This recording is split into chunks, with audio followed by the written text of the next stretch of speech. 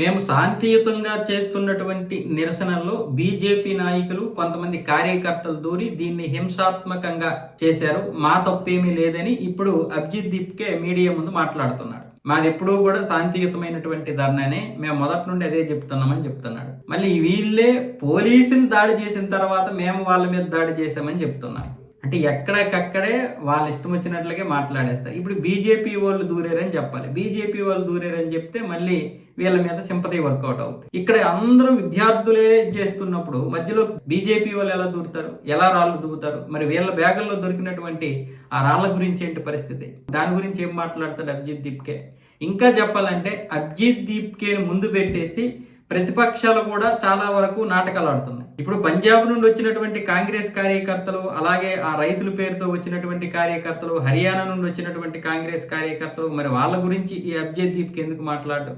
మరి అలాంటప్పుడు వాళ్ళందరూ వచ్చేసి వీళ్ళ యొక్క కార్యక్రమంలో, వీళ్ళ యొక్క ధర్నాల్లో దూరిపోయినప్పుడు మీరందరూ పార్టీ కార్యకర్తలు, మాకు సంబంధం లేదు, మేమందరం విద్యార్థులమే, మేము విద్యార్థుల కోసం మాత్రమే పోరాటం చేస్తామని చెప్పొచ్చు కదా. ఇప్పుడు వాళ్ళను ఉద్దేశించి మనందరం ఈ విధంగా మాట్లాడేసరికి ఇది వ్యతిరేకంగా వస్తుంది, ఇది వ్యతిరేకత అయిపోతుంది.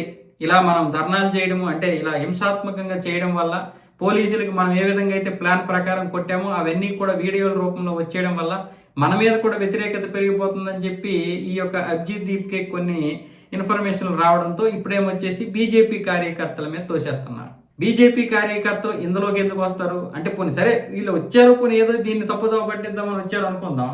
మరి పంజాబ్ నుండి, హర్యానా నుండి వచ్చినటువంటి కార్యకర్తలు, ఢిల్లీ నుండి వచ్చినటువంటి కాంగ్రెస్ కార్యకర్తలు, విద్యార్థులు కాకుండా వచ్చినటువంటి వారిని నువ్వెందుకు చూపించుకున్నావు? నువ్వెందుకు వాళ్ళకి అవకాశం ఇచ్చావు? నువ్వెందుకు నీ విద్యార్థుల్లో చోటు కల్పించావు? నువ్వెందుకు వాళ్ళు బ్యాగుల ద్వారా రాళ్ళు తీసుకొస్తానంటే ఓకే చేసావు? ఇవన్నీ ఎవరికి తెలియవా? అంత గుడ్డిగా ఉన్నారా జనాలు? నువ్వు అనుకుంటావు ప్రభుత్వం ఏం చెప్పినా నమ్మేస్తారేమో, ప్రభుత్వం చెప్పినట్టుగా ఇప్పుడు నమ్మరు, అందరికీ జనాలకి ఇప్పుడు అంత అవగాహన వచ్చింది సోషల్ మీడియాని. మరి అదే సోషల్ మీడియా యువతల ప్రతిపక్షం ఏం చేస్తుందో కూడా చూస్తారుగా, మీరేం చేస్తున్నారో చూస్తారుగా, మరి అదే జనాలు చూస్తారుగా, వాళ్ళకి నిజాలు చెప్పడానికి మాలాంటి వాళ్ళు ఉంటాంగా. నీవెలాగైతే ప్రతిపక్షాలను కాపాడుతావో మాలాంటి వాళ్ళు కూడా ప్రభుత్వాన్ని కాపాడుకుంటాం. ఎప్పుడు ఎవడు ఏ దేశం కోసం రావాలో వాడు వస్తుంటాడు. నీలాంటి వాళ్ళు ఒక 1,00,000 మంది వస్తే నాలాంటి వాళ్ళు 1,00,00,000 మంది వస్తారు.